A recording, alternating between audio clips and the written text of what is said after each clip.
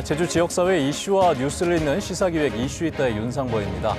이슈 토론으로 바로 이어가 볼 텐데요. 함께 이야기 나눠주실 분들 소개해드리겠습니다. 먼저 홍영철 제주참여환경연대 대표께서 자리해 주셨습니다. 네, 안녕하십니까? 안녕하십니까? 네. 그리고 김동연 제주민해총 이사장께서 나와주셨습니다. 네, 안녕하세요. 안녕하십니까? 그리고 허용진 변호사께서 나와주셨습니다. 안녕하십니까? 네, 안녕하십니까? 네. 자, 오늘 세 분 모시고 올 한 해를 좀 정리해보는 시간 갖도록 하겠습니다.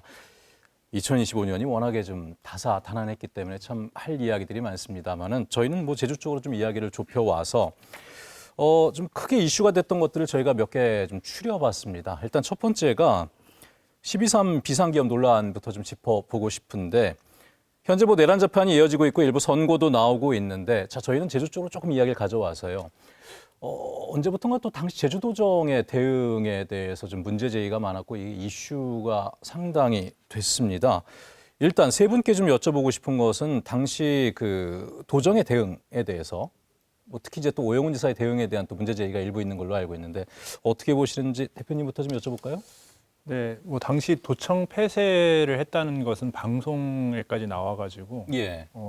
당시에 뭐 출입들을 제한했다는 것들이 사실로 드러났고. 근데 그게 일상적인 것이었다라고 얘기를 하는 거잖아요. 일상적으로 그렇게 폐쇄를 한 적 없는 걸로 확인이 되는데 뭐 주장은 주장이고요. 예. 사실 그것과 더불어서 그 문건이 또 그 내려졌고, 예. 그게 발견된 건 어쨌든 그 폐쇄 지시에 따랐다는 것들이 또 확인이 됐고요.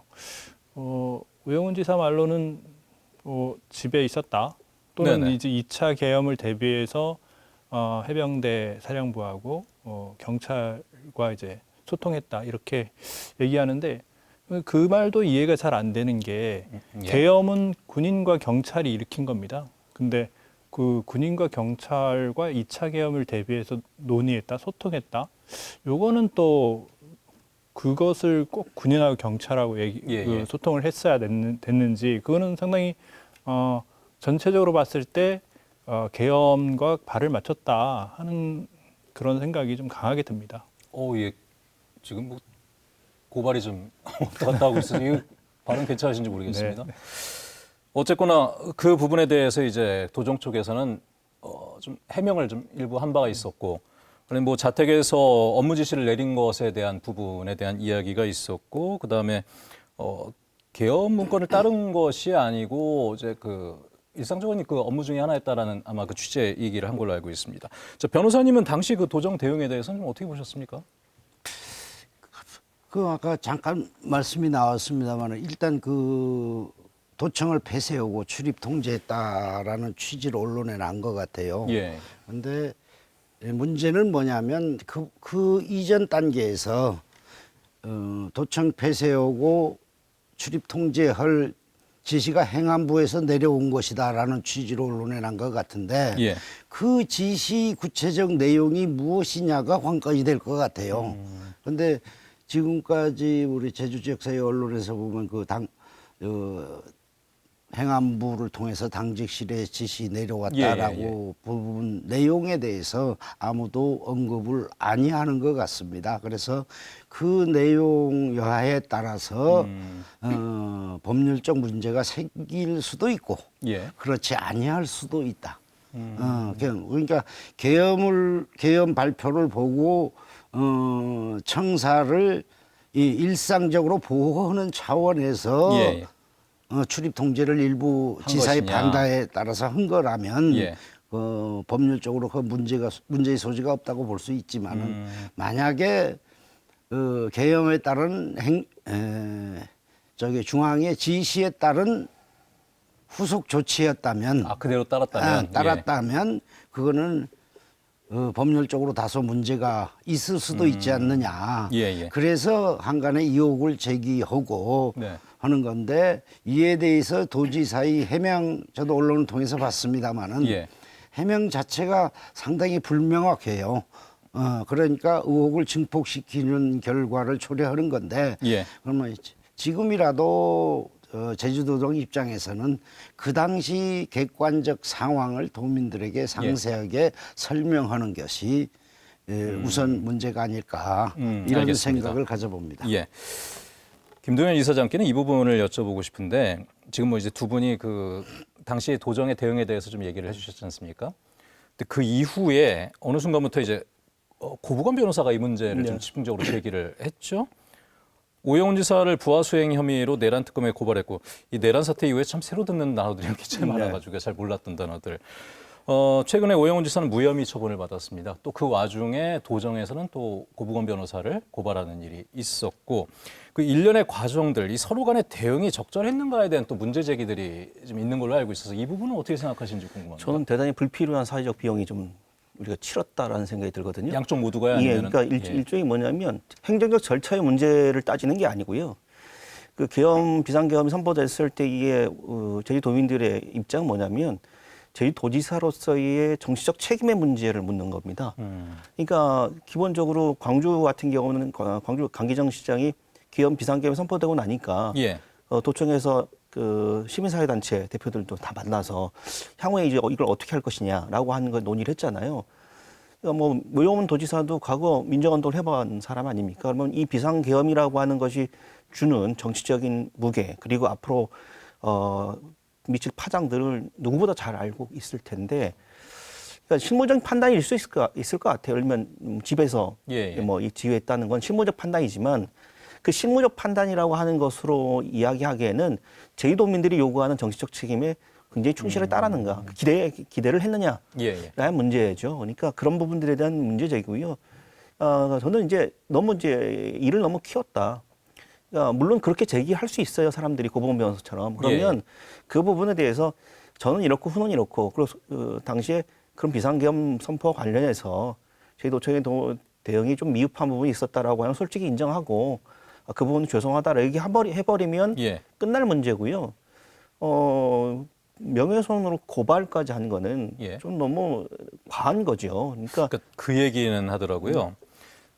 그러니까 죄송하다라고 할 만한 그 사건이 없었다라는 얘기가 아마 도정 측의 주장인 것 같고, 그 다음에 한 가지가 오영훈 지사 이제 본인뿐 아니라 모든 그 도정에서 일하는 공무원들의 명예를 실추시켰다라는 이야기를 하거든요. 그러니까 이게 행정적 절차의 문제를 지적하는 게 아니라니까요. 그러니까 제주도민들은 그 비상계엄이 선포됐을 당시에 제주도지사로서의 정치적 책임의 문제를 묻고 싶은 거예요.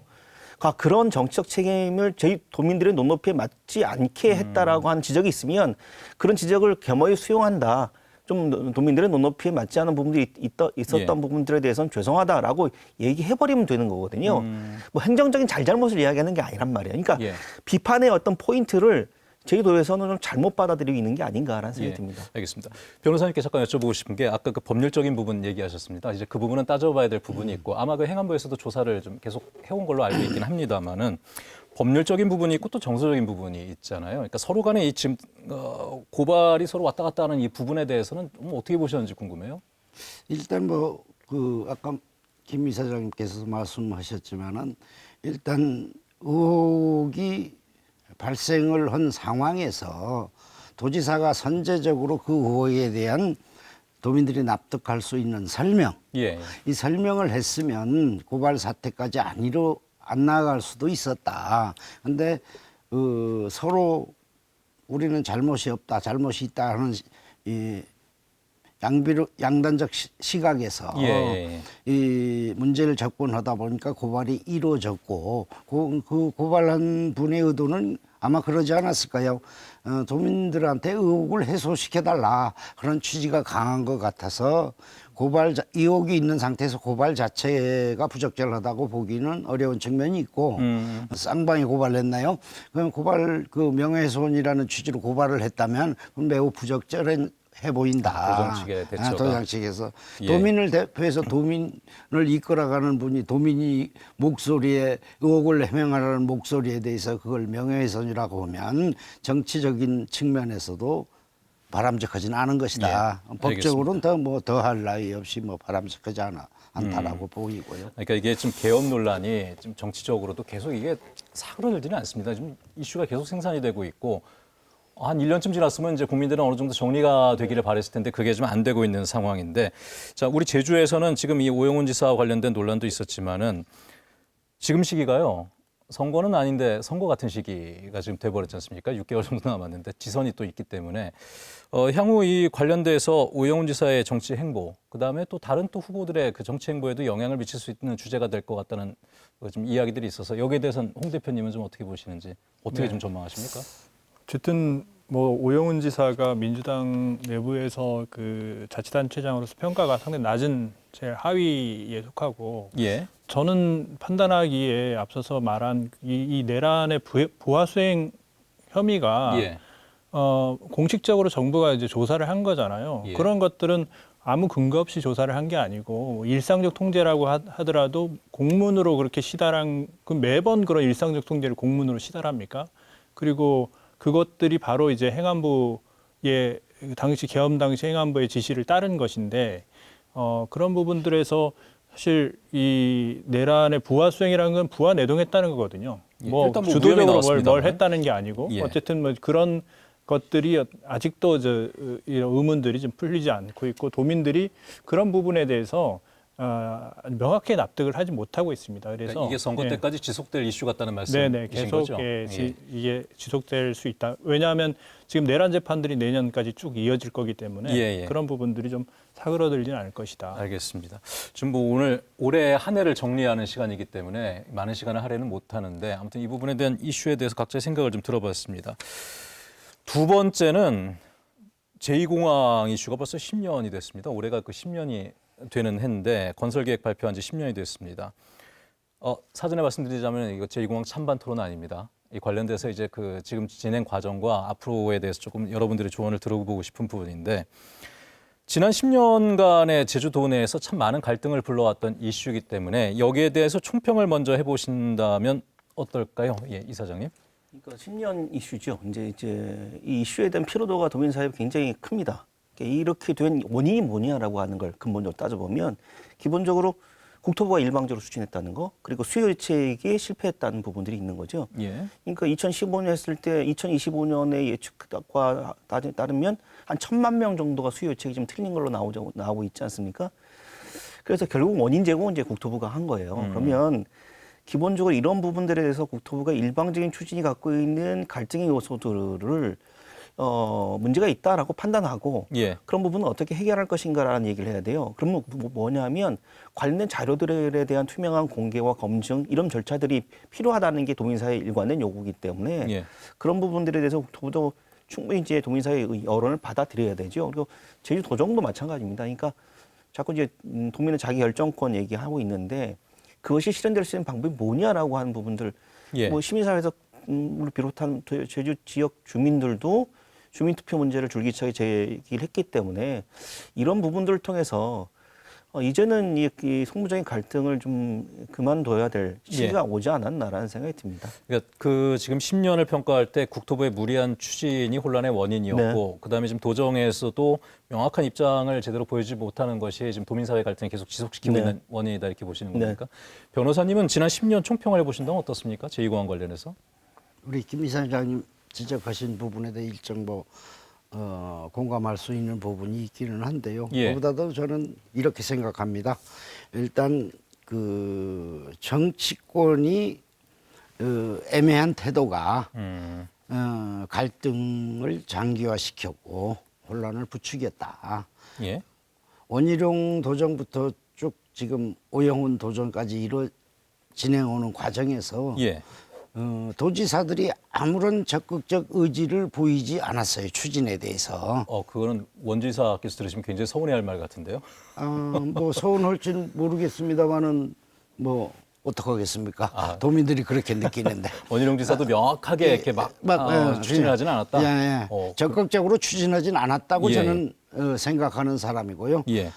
또 오영훈 도정 들어서도 오영훈 도지사를 비롯한 민주당 국회의원, 주요 정치인들이 예. 이 갈등에 대해서 외면을 했어요. 그리고 이게 공항이 필요한지 필요하지 않은지에 대한 입장도 때로는 부정적으로, 예. 때로는 다소 긍정적으로, 때로는 애매한 태도로 이렇게 중심을 못 잡고 이 도정을 이끌고 이 지역 정치를 이끌다 보니까 그 속에서 찬반 양측의 갈등이 증폭된 거 아니냐. 그러면 지금이라도 이거 뭐 저기 도민 결정권 뭐 이런 말씀들을 많이 하시는데 결정권이라는 게 내용이 뭔지를 모르겠고요. 일단 그보다도 우선 정치권에서 분명한 제주 발전을 위한 분명한 입장을 먼저 제시해서 그 토대 하에서 공론에 붙이는 것이 예. 그나마 갈등을 줄이는 길이 아니겠느냐. 예를 들면 주민투표를 한다고 하면 예. 찬반 그 하는 도민들 사이에서 갈등은 지속될 것이거든요. 찬반에 대한 갈등. 주민투표로 결정이 되더라도. 그래서 예.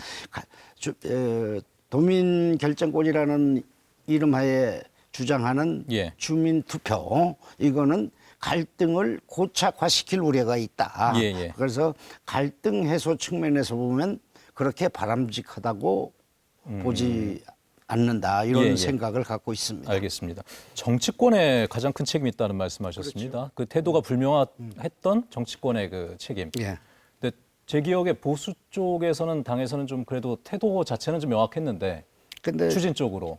그 추진이 사실상 추진이 주체는 국토부하고 도정 아닙니까? 예. 그 입장이 추진의 동력을 실을 만큼 예.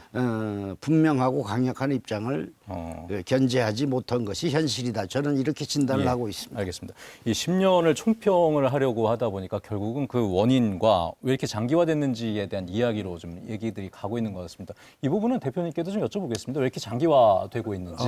네. 저는 뭐 초기에 그때 2015년 11월이었죠. 그때 예정지 발표할 때만 하더라도 어쨌든 뭐 수요 예측이나 이런 것들이 좀 높게 봤는데 이제 현실적으로 점점 줄어든다. 그때 당시도 어떤 이런 수요 예측 방법이 적절했느냐 하는 논란은 있지만 어쨌든 그런 부분보다도 저는 2021년도에 이 도의회와 그리고 국토부가 합의해가지고 이 도민 여론조사를 실시했습니다. 예. 그 여론조사는 하나의 공론화였고 거기에 분명히 어떤 이 갈등을 마무리 질 수 있는 그런 계기가 분명히 있었습니다. 두 여론조사 모두 다 반대가 많이 나왔고요. 조금 더 높게 나왔죠. 예. 오차범위 밖에도 있고 하나는 예. 오차범위 내인데 어쨌든 그 사전에 그런 여론조사를 합의할 때 어느 쪽이든 조금이라도 더 나오면은 그런 쪽을 선택하겠다, 공고하겠다 그렇게 한 것인데 거기에 도민의 어떤 이 의사결정을 뒤집은 그런 결과가 다시 한번 갈등이 이게 증폭되는 계기가 돼 있고 우영훈 지사가 처음에 이제 후보 시절에 도민 결정권을 이제 실현하겠다 이렇게 얘기를 했는데 사실 지금 와서 하는 말은 뭐 도의회에서 최종적으로 환경영향평가 동의 절차가 그게 도민 결정권 실현이다 이렇게 말을 하잖아요. 그 말도 안 되는 얘기잖아요. 근데 결국은 그때 2021년도에 그런 도민들의 결정들을 무시한 뒤집은 그런 원인과 또 하나는 우영훈 지사가 후보 때랑 당선된 다음에 마음이 달랐다. 그리고 지금까지도 여전히 4년 동안 거의 4년이 될 동안 명확한 그런 이 도민 결정권을 실현하고자 하는 의지는 하나도 보이지 않았다 하는 것이죠. 그래서 결국 이제 가장 큰 책임은 이 제주도에 있다 하는 것과 또 하나는 주민투표라는 거는 도민 80%가 이 갈등의 해결에 중요한 그런 어떤 계기로 바라보고 있었다는 그런 여론조사도 있고 그렇기 때문에 그것들이 없었을 때는 정치권에서 강행했을 때 더 갈등이 더 커집니다. 도민들이 결정한 건데 도민들이 스스로 존중하는 그런 것들이 당연하지 않겠습니까? 그래서 그 해결 방법 쪽으로 얘기를 넘기셨기 때문에 바로 글로 가겠습니다. 그러면은 이제 홍 대표님께서는 도민 결정권, 그러니까 지금 홍 대표님이 얘기하신 도민 결정권은 아마 주민투표 얘기하시는 것 같은데. 주민투표 등 뭐 주민이 좀 직접 결정할 수 있는 방법이라는 것이 사실 여론조사나 주민투표가 가장 많이 좀 나오고 있는 대안들이잖아요. 그쪽으로 가서 해결을 해야 된다고 보시는 거죠? 네네. 알겠습니다. 그 사실 도민 결정권이 지난 지방선거 때 오영훈 지사의 그 입에서 나왔었기 때문에 이 부분을 그 주민투표로 해석하셨던 분들이 상당히 많으셨던 것 같습니다. 근데 이제 그 이후에는 이게 주민투표를 의미하는 것은 아니었다라는 것이 지금 일관되게 나오고 있는 태도고, 도민 결정권 그 거론되고 있는 부분이 현실적인 대안이 될 수 있을 거라고 보십니까? 이제 아까 홍 대표님 말씀하셨지만 도민들의 80%가 주민투표에 대한 긍정적인 시그널을 보내고 있잖아요. 그러니까 예. 결국은 우리의 문제를 우리가 결정하자라고 하는 굉장히 높은 정치적인 의식이라고 봐요.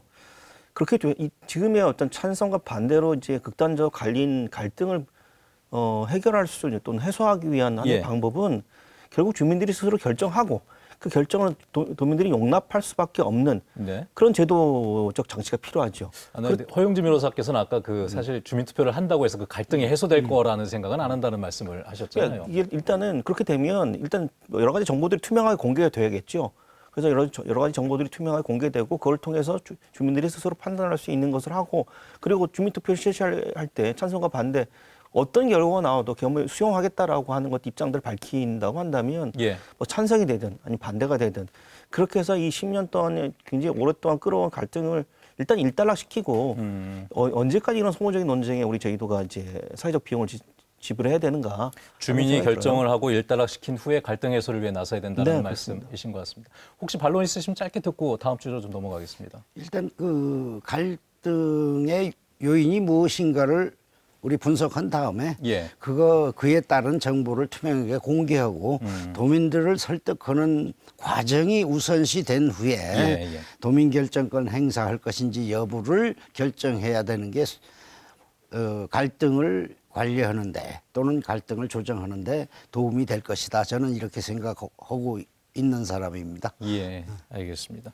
근데 그 방안 중에 주민투표는 그렇게 큰 실효성은 없을 것이다. 주민투표는 지금 주민투표를 당장 거론할 부분이 아니라 예. 도민들이 지금 정부가 정보 공유 안 된 부분들이 많고 그거 그에 많다고 따라서 보시는군요. 이 갈등이 증폭되는 양상을 띠고 있기 때문에 예. 일단 도민들이 궁금해하는 문제가 무엇인지를 속 시원하게 제시하고 그거에 대해서 납득할 정도로 설명이 필요하다. 알겠습니다. 투표를 예. 하려면은 사전에 그런 정보도 열어놓고 하고 찬반 토론도 한 다음에 주민투표를 결정해 놓은 다음에 그 과정을 거치면 주민투표의 과정입니다. 그러니까 그게 공론화고 그렇게 보면은 이제 공론화라는 게 사실 순서는 좀 다르게 보시는군요. 예. 두 아니 분께서. 그 앞서서 우리 2006년도에 시군 통폐합할 때도 그 앞서서 여러 차례 일단- 토론하고 이제 일단 그런 여론이라는 건 최종적으로 잠깐만, 여론이라는 거는 그 당시 추진할 초창기 단계에는 찬성 여론이 높았던 걸로 저는 기억을 하고 있는데요. 기억이 틀리지 않으면 그런 과정에서 10년 이상의 세월이 흘렀습니다.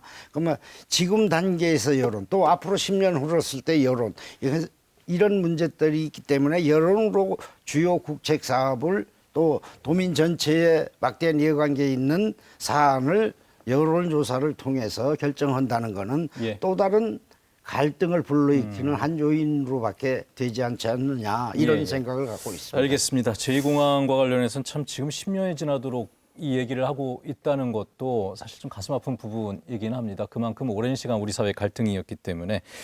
경제 얘기로 조금 넘어가 볼까요? 올 한 해 좀 정리하고 있습니다만은 올 한 해 경제 상황 좋지 않았다는 그 말씀들을 많이 하시고 일부에서는 뭐 지표가 좋아졌다라는 또 그런 말씀하시는 분들도 많이 계신데 세 분께서 체감한 제주 경제는 어땠는지 한번 여쭤보고 싶습니다. 누가 먼저 하시겠습니까? 이거 뭐 제가 재산 순으로 물어볼 수도 없는 거고. 일단 먼저 그 이사님께 여쭤보도록 하죠. 지금 본인께서 체감하셨던 제주 경제는 좀 어떠셨습니까? 일단 식물 경제는 굉장히 심각한 수준입니다. 그래서 특히 그 전역에 나가 보시면 뭐 식당 가나 이런 데는 굉장히 많이 어렵고요. 그러니까 그 뭐 우주 산업이라든지 뭐 예. 인공위성이라든지 여러 가지 어떤 미래 산업에 대한 미래 먹거리에 대한 얘기들을 꾸준하게 그동안 오영훈 도정이 해왔지 않습니까? 근데 예. 이런 것들이 실질적으로 지금 현실을 살고 있는 제주도의 도민들에게 실질적인 경제적인 어떤 지표를 올려주는 또는 그 실질적인 어떤 경제적인 효율성을 체감할 수 있는 정책과는 좀 거리가 멀지 않았나라는 생각이 들거든요. 그래서 이런 측면에서 먼저 보자고 한다면 오영훈 도정 슬로건이 뭐 빛나는 미래지만 미래는 빛날지 모르겠지만 현실은 좀 암담하게 짝이 없었던 그런 한 해가 아니었나라는 생각이 듭니다. 예, 현장에서 체감하는 것은 상당히 경기가 안 좋았다는 상당히 안 말씀이신 거잖아요. 그러니까 지금 뭐 거시적인 그런 부분에 대한 그 목표들은 세워놨는데 세워놓고 지금 추진한 부분들이 있는데 그게 민생 경제 활력이 됐느냐라고 하면은 그거는 아니었다라는 말씀이신 거고. 네. 홍 대표님은 어떻게 경기 체감하셨습니까? 저는 뭐 간단하게 정리하자면 예. 거품이 꺼졌다. 거품이 꺼졌다. 네, 그렇게 봅니다. 되게 그 건설업 쪽의 그 경기가 제주도 전체적으로 영향을 많이 미쳤고 그렇죠. 관광 분야의 그런 그 특히 이제 국내 관광객들이 해외로 많이 나가는 뭐 그런 추세 때문에 관광과 건설 쪽이 영향을 많이 미쳤고, 그러니까 뭐 이 부채도 증가했지만 예.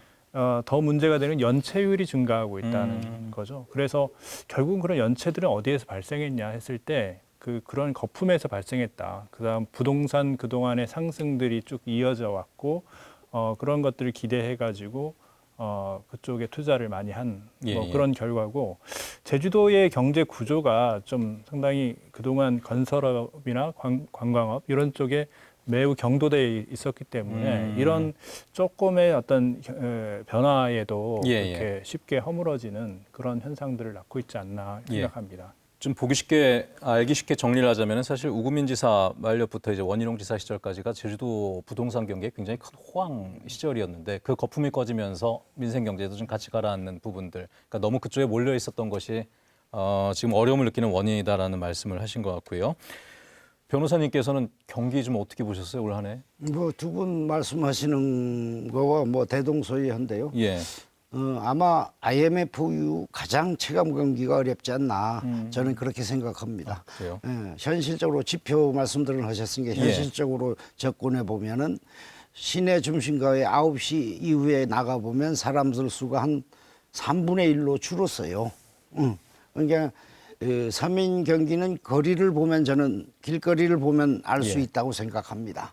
그래서 서민 경기가 죽다 보니까 우리가 모든 희망이 사라져버린 그런 아주 어려운 속에서 살고 있다. 좀 이렇게 보이는데요. 그 원인을 잠깐 보자면 제주도정에 기회 있을 때마다 말씀드렸습니다. 제주도정이 정책 목표로 내세운 것 중에 서민 경제를 일으키겠다 또는 활성화시키겠다 하는 측면의 정책이 보이질 않았습니다. 지금도 마찬가지고요. 구호만 있고 실질적인 게 안 보인다는 말씀이신 건가요? 뭐 구호조차도 뭐 저 미래산업비에서는 없는 셈이죠. 미래산업에 아까 김 이사장님 말씀처럼 미래산업에 요란한 구호를 외치면서 정책 역량을 집중하다 보니까 상대적으로 서민경제 활성화를 위한 정책에는 소홀한 거 아니냐. 그러니까 내년부터라도 이에 대한 좀 관심을 가져달라 이런 말씀을 드리고 싶네요. 예. 그러면 지금 세 분께서 좀 비슷한 취지의 말씀들을 하셨기 때문에 당장 그렇다면은 가장 시급하게 제주 경제 좀 민생 경제가 안 좋다고 하니 그걸 좀 활성화시킬 수 있는 방안들은 어떤 걸 보고 계십니까? 그러니까 제주도도 고민이 많을 거예요. 왜냐하면 경제 활성화라는 게 도가 직접적으로 개입해서 변화를 추동하기에는 상당히 좀 어려운 경제 구조가 되어버렸어요. 그렇죠. 예. 아까 홍영철 대표님 말씀하신 것처럼 그렇다고 하면 제주도가 할 수 있는 건 뭐냐면 일종의 관리거든요. 분명하게 더 이상 이제 부동산 경기 활성화라든지 관광객의 증가로 인한 경제적인 성장을 우리 더 이상 이룰 수 없는 구조가 되어버렸어요. 그거는 큰 패러다임을 바꿔야 된다는 얘기 같은데요. 그러니까 구조적인 변화를 어떻게 만들 것이니까, 그리고 그 과정에 벌어지고 있는 여러 가지 요소들을 어떻게 연착륙시킬 것인가라고 하는 고민이 반드시 필요하지요. 그럴 때 이제 제주도적인 어떤 정책적인 목표들이 필요하고, 그리고 제주도의 경제적인 체질을 어떤 식으로 변화시킬 것인가에 대한 부분들을 충분하게 어떤 비전을 통해서 국민사회에 설득을 해야 됩니다. 더 이상 옛날처럼 어떤 GRDP의 성장률에 의존해서 제주도 경제가 이루어질 수 없다라고 하는 거고, 경제의 어떤 구조나 체질의 변화가 반드시 필요할 수밖에 없습니다. 저성장은 이제 상수가 돼버렸다는 거잖아요. 그렇다고 한다면 그런 부분들에 대한 고민들이 필요해요. 예를 들면 지금 제주도는 80% 이상이 5인 미만 사업장이고요. 제주도의 근로자 임금은 전국 최하위 구조입니다. 관광산업에 더 성장할 것이다라고 한 기대감보다는 굉장히 좀 다른 어떤 관광산업도 구조적인 변화, 체질적인 개선이 필요한 시점이고요. 그렇다고 한다면 제2도정도 이런 부분들에 대해서 그럼 앞으로 어떻게 우리가 먹고 살 것인가에 대한 고민들 예, 예. 그걸 이제 얘기를 해야 돼요. 근데 그런 부분들에 대한 관리에 좀 집중해야 되는데 그런 부분을 좀 거시적인 물론 미래산업 먹거리 필요하죠. 예. 필요합니다. 하지만 제주도 도민들이 보기에는 실질적으로 체감되지 않는 정책적 목표이기 때문에 비판적 요소가 많은 거죠. 발 앞에 불부터 좀 꺼달라는 네네. 말씀이신 거죠? 한 말씀 드리자면 그게 해주십시오. 원칙적으로 공감을 합니다. 현실적으로 정책적 대안이 쉽지 않다는 것도 공감을 하는데요. 예를 들자면 아까 홍 대표님께서 말씀하신 수의계약이 많다. 과연 수의계약이 공정하게 돌아가고 있느냐를 예. 살피면 민생 경제에 도움이 좀 줄 수가 잠시만요. 있고. 수의계약 얘기는 저희가 방송 전에 잠시 한 얘기라서 어떤 수의계약 말씀하시는 거죠? 언론에 난 수의계약이 도정에서 수의계약이 증가했다라는 부분을 예. 염두에 두고 말씀드리는 건데요. 멘트를 그렇게 해버리기가 좀 저도 이상해요. 아니 왜냐하면 이제 시청자분들께서는 갑자기 수의계약이 무슨 얘기였지라고 하실 것 같아서 예. 그러니까 지금 전체적으로 도정의 그 수의계약들이 좀 증가하고 있는 예, 부분들이 증가한 부분을 예. 과연 이게 공평하게 수의계약이 이루어졌느냐 하는 문제에서 예. 검토를 해본다면 서민경제에 도움이 되는 방향으로도 그걸 승화시킬 수 있다라고 보이고요. 또 건설업이 망가진 게 제주경제에 큰 경기 악화의 한 요인으로 작용하고 있는데 그러면 제주도에서는 건설업을 관리하기 위한 제주도 자치 건설기금 같은 거를 제대로 마련돼서 건설업계 구조조정 자금으로 쓸 수 있는 역량은 생각을 해봤느냐 이런저런 문제를 합하면 정책적으로 대안이 뭐 크게 없지만 그래도 그 안에서도 우리가 정책적 대안을 마련해서 경기는 심리라고 합니다. 그래서 호전될 수 있다는 그런 시그널을 도정에서 보여준다면 경기를 조금씩 일으키는데 큰 도움이 되지 않을까라는 생각을 갖고 있습니다. 변호사님도 이제 관리 측면의 문제를 좀 많이 보고 계셨던 거군요. 알겠습니다. 예, 경제가 참 어렵다는 얘기가 오래 지속되고 있어서 그러니까 일각에서는 사실 이런 얘기도 있습니다. 지표가 이렇게 상승하고 있는데 자꾸 어렵다는 얘기를 하는 것은 오히려 도민들의 사기를 떨어뜨리는 일이다라는 이야기를 하시는 분들도 계시고 근데 그렇게 얘기하는 분들에 대한 반박으로 이제 평균의 함정에 빠져서는 안 된다라는 또 얘기를 하시는 분들도 있기 때문에 지금 말씀하신 대로 사실 그 밑바닥 경제는 좀 어렵다는 분들이 많이 계시기 때문에 새해에는 이제 그 부분들이 좀 더 반영된 정책들이 많이 나오기를 기대를 해보도록 하겠습니다. 그 애월 포레스트 관련해서 하고 싶은 말씀 많으신 것 같아서 지금 많이 써오셨거든요, 보니까. 아니 많이 쏜 건 아닙니다. 예. 사실 이제 애월 포레스트라고 제가 말씀을 드렸습니다만은 이게 제주도의 환경 정책과 그다음에 이제 중산간 개발과 관련된 여러 이슈들을 모아왔던 하나의 상징적인 사례이기 때문에 제가 오늘 좀 이슈를 꺼내봤는데 이 관련돼서 여러 지금 의혹도 뭐 제기가 되고 있더라고요. 이게 특혜냐 아니냐부터 좀 여러 가지 나오던데 이 사업에서 가장 본질적인 문제는 어떻게 보십니까, 대표님? 애월 포레스트는 애월 한화 포레스트라고 하죠. 한화 그룹의 그 소유지고 거기가 목장 초지입니다. 초지에 그리고 그 지역이 이미 많이 과잉 개발이 돼서 상당히 이 난개발이 진행되는 그런 곳인데 사실 여기다가 더 하나를 얻는다는 게 그 자체가 좋지 않고요. 사실 이 과정에서 가장 큰 문제는 제주도정의 특혜 의혹입니다.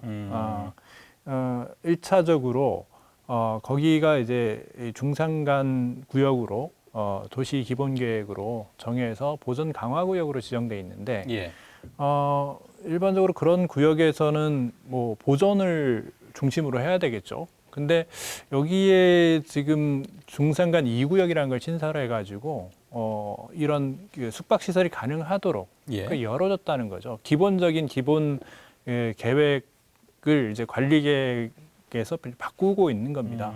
법을 시행령으로서 이제 뭐 무력화시키는 거랑 같은 거죠. 근데 어쨌거나 이제 그런 것들이 모두 일관되게 그 하나에 대한 제주도정의 특혜 시비들을 유발하고 있어서 그 근저에는 다 이제 그런 부분들 도정에 대한 불신이라든지 이 때문에 생기는 중산간 난개발 이런 것들이 가장 그 도민들이 우려하는 그런 지점이 아닌가 생각하고 있습니다.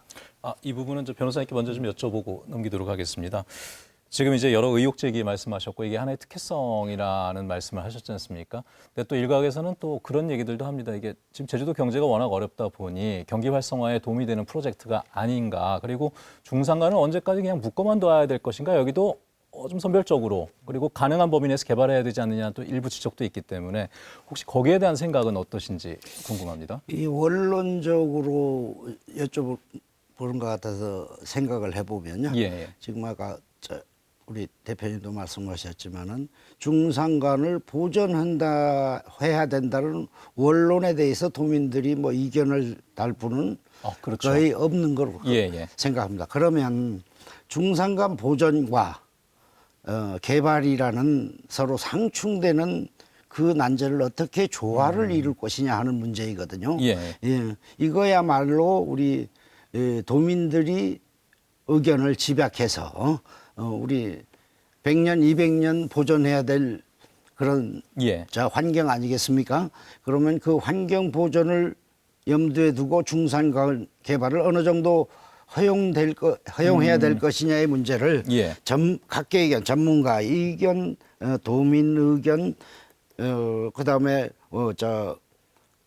국토부 입장, 제주도 입장 총괄적으로 수기 토론 과정을 거쳐서 원칙을 확고히 만든 다음에 이걸 조례로 제정을 해서 앞으로는 이 정책자의 그 의견에 따라서 편법으로 이용할 수 있는 이런 여지를 줄이는 것이 장기적으로는 제주도 환경 보존에 바람직한 방향이다 이런 생각을 갖고 있습니다. 그래서 변호사님도 근데 이 부분에 대해서는 지금 의견 수렴이 이렇게 많이 된 것은 아니다라고 생각을 하시는 전혀 건가요? 안 됐다라고 보여지죠. 뭐 일방적으로 행정에서 300곳 이상 개발 금지 이렇게 또 예외도 두고 이런 과정 속에서 한화 포레스트의 문제도 거기에 접목돼서 이건 특혜 아니냐 이런 문제가 생기는 거거든요. 그리고 우리 경기 활성화 측면에서 보더라도 지금 전 부정적 생각을 갖고 있는 게 숙박시설이 제주도 전체로 남아돌고 있습니다.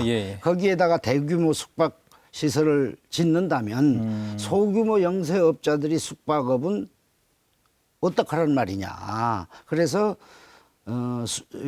숙박업을 하는 자영업자들 입장에서 봐도 이거는 바람직하지 않다. 그래서 경기 진작 측면이 있다는 그 이점을 주장하는 분들은 생각을 좀 잘못하고 있는 게 아닌가 이런 말씀을 드리고 싶습니다. 알겠습니다.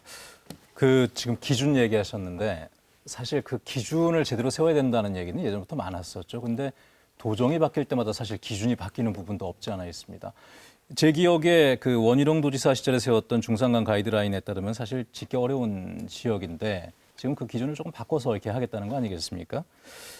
그러니까 이 기준을 어떻게 좀 세우고 개발 정책 전반을 돌아봐야 한다라는 그 얘기가 나오고 있어서 이거 좀 마무리 말씀을 부탁드릴까요? 일단 원칙적인 측면하고 절차적인 측면하고 총량적인 측면 이런 분들이 검토돼야 될 겁니다. 원칙적으로 중산간은 보존돼야 되죠. 보존될 가치가 있는 곳이냐라고 판단을 해야 될 겁니다. 100번 양보해서 이게 보존될 가치가 없고 개발될 수밖에 없는 상당히 다른 지역에 또 개발이 된 지역이라고 한다면 개발해야 되죠. 그럼 개발할 때 그 개발과 관련된 절차적인 문제가 제대로 이루어졌느냐라는 겁니다. 근데 지금 보면 가장 기본적인 게 상수도 공급 관련 부분 5천 톤 정도 되는데 그걸 어떻게 해야 될지에 대한 부분들이 좀 불명확하지 않습니까? 그러면 그런 부분들에 대한 절차적인 부분들을 행정이 예를 들면 행정이 만들어 놓은 절차에 사업자의 편의를 봐주는 것이 아니라 그런 부분들이 사업자가 명확하게 지킬 수 있도록 절차적인 부분들을 지키고 있느냐라고 하는 것이거든요. 그리고 또 하나는 제주도에서 아까 총량적인 측면 말씀하셨는데 총량적인 측면에서 이런 식의 대규모 관광단지 개발이 과연 관광 총량적인 측면에서 적절한 것인가 이게 따져봐야 되죠. 근데 이런 측면 세 가지 측면을 따지고 봤을 때 에어로포레스 사업은 그 어느 것도 적합하지 않아요. 지금 현재로서는. 그렇다 한다면 저는 굳이 이 사업을 추진할 이유가 없다. 이렇게 진행된다고 한다면 일종의 문을 열어주는 꼴이 되거든요. 주변까지도 같이 그렇게 된다면 이제 더 이상 우리가 중산간 보존의 원칙을 천명할 수 있는 그리고 미래 세대에게 이런 우리의 환경을 보존할 수 있는 어떤 책임 있는 어떤 자세가 될 수 있을 것인가? 예. 그런 고민이 깊을 수밖에 없죠. 알겠습니다. 사실 지금 이 관련해서 도의회에서도 문제 제기가 일부 있었던 걸로 알고 있고 국민의힘 쪽에서는 또 관련된 또 성명도 낸 걸로 알고 있고 좀 계속해서 좀 문제 제기들이 있기 때문에 앞으로 향후 좀 지켜보면서 저희가 한번 이슈를 이건 또 따로 한번 좀 다뤄보도록 하겠습니다. 환경 관련해서는 사실 뭐 지금 제주도의 고도지구 완화 문제라든가 여러 가지 좀 얘기할 것들도 많은데 오늘은 이제 그 애월 포레스트 얘기만 좀 했고요. 자, 오늘 마지막으로 좀 다뤄봐야 될 얘기 좀 짧게 다뤄봐야겠습니다만은 좀 올 한해 가장 안타까웠던 그 사건 중에 하나였는데 고 현승준 교사 사망 사건이었습니다.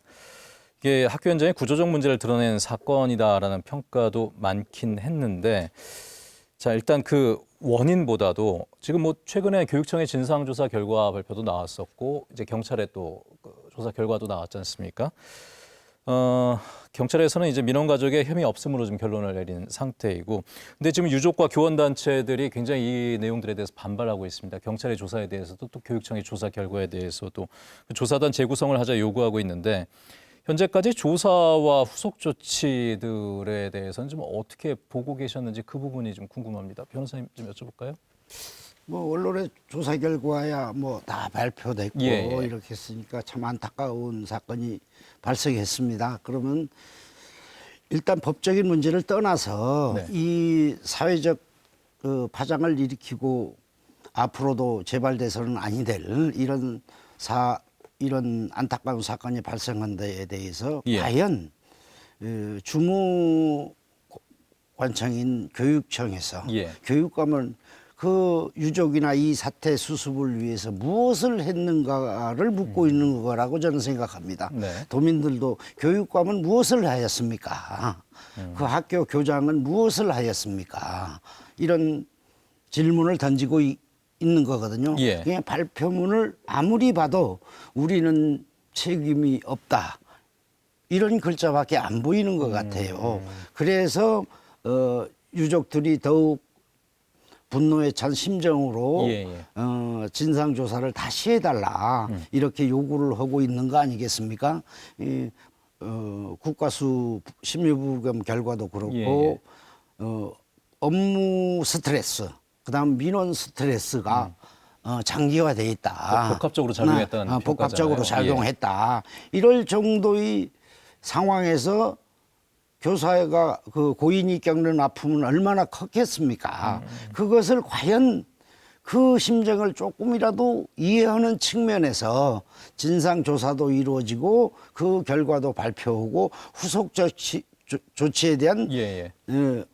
대책도 내놓고 해야 되는데 후속 조치에 대한 대책은 없고 진상조사도 그냥 드라이하게 법적 예, 예. 책임이 관점에서만 바라보면 네네. 감성적 측면을 요구하고 있다고 봅니다. 저는 이 사안에 대해서. 예. 그러면 이 사건에 대해서 법률적 책임을 떠나서 감성적 또는 정치적, 도의적 책임은 안 져야 되는 거냐 이런 의문. 이거에 대해서 교육청이나 우리 도정도 일부 책임을 함께 해야 되고요. 학교 측도 책임을 함께 해야 된다고 봅니다. 도의적 책임을 해야 되고 예. 유족의 마음을 위로할 수 있는 예, 예. 후속 대책을 내놓아야 된다. 저는 이렇게 생각을 합니다. 그러니까 법적인 책임만 갖고 좀 따질 부분이 아닌데 아닙니다. 예, 예. 예. 그걸 좀 못하고 있다라는 부분 말씀하셨고 대표님도 여기에 대해서 한 말씀. 예. 네. 뭐 가해자 피해자 이렇게 좀 하기는 그런데요. 어쨌든 그 1차적으로 그 예. 학부모가 민원 전화를 뭐 12차례를 넣고 그 심한 스트레스를 겪은 교사가 이렇게 자살을 한 사건인데요. 근데 그 과정에서 가장 중요한 것은 이런 민원들이 교육청으로 올라가는데 예. 교육청이 다시 학교로 내려보냈다는 겁니다. 저는 이 부분이 예, 예. 가장 큰 문제다. 심지어 교육청에 그 통합 민원 대응팀이 있었는데 그런 부분들 다시 학교로 돌려보낸다는 거는 다시 그 교사를 거기다가 이제 학부모랑 예. 이제 마찰하고 2차 가해를 이제 그냥 묵인하는 거거든요. 오히려 조장하는 겁니다. 그래서 저는 왜 이런 상황이 비상식적인 상황이 발생했는지 교육청부터 정확히 조사를 해야 된다. 이게 가장 지금 이 사건의 핵심에서 좀 빠져 있다 하는 자체 조사에서 나올 수 없는 그런 결론이다. 네. 그건 결국은 교육청 이런 데는 다 빠지고 예. 학교도 빠지고 결국 이 학부모와 교사의 문제로 지금 이렇게 귀결되는 것이 예. 매우 부당하다. 이렇게 문제가 커지기 전에 그런 그 전에 해결하라고 두는 게 예. 그런 통합민원 대응팀이고 이럴 건데 거기 역할이 하나도 없다는 거에 대해서 오히려 더 그 사태를 악화되도록 됐다는 점에서 매우 심각하다 하는 생각입니다. 알겠습니다. 시간이 좀 거의 다 된 관계로 좀 마무리를 해야 될 시간인데 제가 세 분께 짧게라도 요거는 좀 듣고 좀 마무리를 하고 싶습니다. 한 해를 마무리하면서 그 한 문장으로 정리를 보통들 많이 하지 않습니까? 뭐 교수들도 뭐 그런 또 시간들을 갖기도 하고 세 분이 보시기에 2025년 제주의 시간을 뭐 한 문장으로 한번 정리를 해본다면은 어떻게 정리하실 수 있을지 김도현 이사장께서는 2025년 뭐 한 문장으로 한번 정리를 해보신다면 어떤? 글쎄 한 문장을 어떻게 해야 될까요? 그러니까 뭐 다사다난했던 이런 말이 아닐 것 같고요. 예. 고통스럽지만 그럼에도 불구하고 살아갈 수밖에 없었던 한 해가 아니었나라는 생각이 듭니다. 너무나 심각해요. 대내적으로 예. 계엄 사태가 있었고요. 그리고 경기 침체, 여러 가지 사회적 갈등. 근데 그럼에도 불구하고 우리는 살아갈 수밖에 없었죠. 그래서 안간힘으로 살아가는 우리 제주도민들 그런 모습들이 결국은 2025년 한 해를 되돌아보면서 정말 주마등처럼 스쳐 지나가는 게 아닌가라는 생각이 듭니다. 고통스럽지만 사라지는 시간이었다 네. 말씀하셨고 홍 대표님은 좀 저는 뭐 2025년 이런 것들은 미리 준비해 오라고 하셔야 되는데 어쨌든 작년 말에 네네. 이 계엄이 있었고 그 이후에 이게 우리가 미래가 매우 불투명한 상태로 올해 긴 터널을 거쳐왔는데 예. 아직도 이제 그 터널 안에 있긴 한데 어쨌든 좀 이제 살 희망이 보이고 있으니 기사회생이라고 할까요? 예, 그렇게 정리하겠습니다. 기사회생. 변호사님은 뭐 2025년 그냥 한마디로 한번 정리를 해보신다면 어떻게 생각하세요? 이게 정치 만능주의에 빠져서 민생을 외면한 한 해였다. 저는 이렇게 정리하고 싶습니다. 알겠습니다. 변호사님은 정치권에 책임이 올 한 해 굉장히 좀 많았다고 보시는 것 같습니다. 오로지 정치 얘기뿐이었잖아요. 계엄을 비롯해서 오로지 정치에만 빠져갖고 예. 그렇죠. 사실 정치가 좀 혼탁하지 않고 좀 바로 서준다면은 국민들이 좀 믿고 버텨나갈 힘들이 많이 생기는 그런 한 해가 됐을 텐데 그 부분이 안타까웠고 다가오는 새해에는 지금 세 분께서 말씀하셨던 그런 아쉬운 부분들을 좀 털어내면서 좀 희망찬 한 해가 됐으면 좋겠다라는 생각으로 세 분과는 이야기를 마무리하도록 하겠습니다. 오늘 함께해 주신 세 분 감사하고요. 올 한 해 수고 많으셨고 저희는 또 세 분은 또 내년에 뵙도록 하겠습니다. 고맙습니다. 고맙습니다. 네. 네, 오늘 2025년의 수많은 이슈 중에 굵직한 몇 가지만 짚어봤습니다. 다들 쉽게 풀리지 않는 문제들입니다. 때로는 지겹게 느껴질 만큼 같은 논의가 반복되기도 있지만 그럼에도 계속해서 이야기하고 점검하다 보면 언젠간 결국 해답에 다가서게 될 것이라고 믿고 싶습니다. 자, 오늘의 논의가 그 과정 속에서 작은 한 걸음을 더하는 시간이 됐길 바라면서 시사기획 이슈에 있다 오늘 순서 그리고 올해의 순서 여기서 마치겠습니다. 함께해 주신 여러분 고맙습니다.